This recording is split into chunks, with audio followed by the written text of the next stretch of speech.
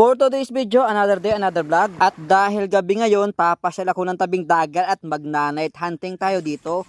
Huhuli natin ang kung anong dapat hulihin dito sa tabing dagat. Tara, let's go guys, samahan niyo ako. Mangingilaw. Try natin mag-night hunting dito sa At dagat, pagdating no? dito sa Seawall, agad akong bumaba kasi may hagdan dito para pumunta sa tubig dagat at doon tayo mangingilaw. Guys, tatanungin ko kayo, nakaranas na rin ba kayo mangilaw sa tabing dagat? Guys, tara, let's go. Samahan niyo ako.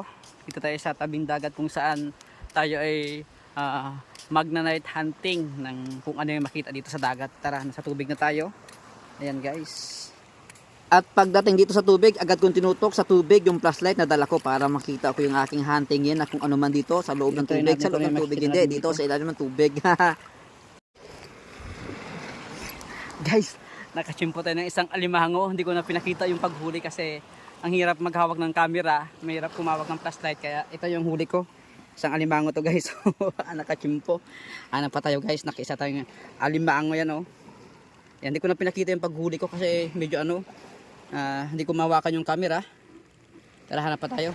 Oh, 1-0.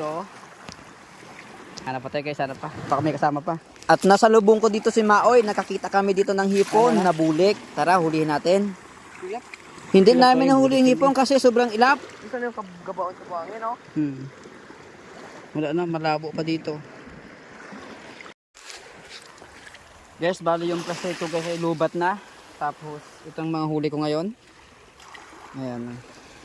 Ayan guys, ang huli ko. Kayumkom, binanatan ko na yan. Tira ko na.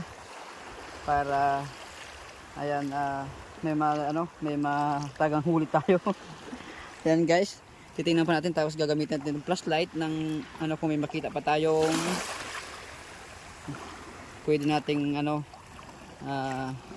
makuha dito sa lamang dagat. At sa mga oras nga na ito, nalubat yung dala kong flashlight. Kaya ang ginawa ko, yung flashlight na lang ng cellphone ang pinang-iilaw ko dito sa tubig. At nagpatuloy pa ako sa pangingilaw kung ano yung makita. Dampot, sige, bahala na. Nakarating na nga rin pala ako sa kabilang bukana sa pangiilaw ng mga kung ano-anong makikita ko dito sa tabing dagat. Isang alimango at mga kayumkum lang palang mga nahuli ko sa oras na ito. Kaya ang ginawa ko, talaga naglibot-libot pa ako, baka makachempo.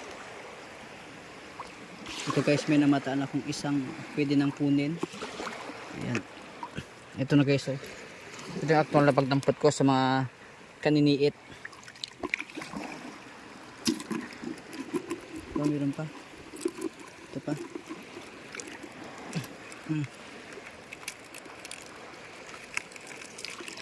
Oh yan oh. Ito na nga pala lahat guys, yung huli ko, isang alimango at mga kayumkom. Guys, sa inyong lugar anong tawag dito sa kayumkom na ito? Sa amin kasi kayumkom o di kaya nini. Ang tawag sa amin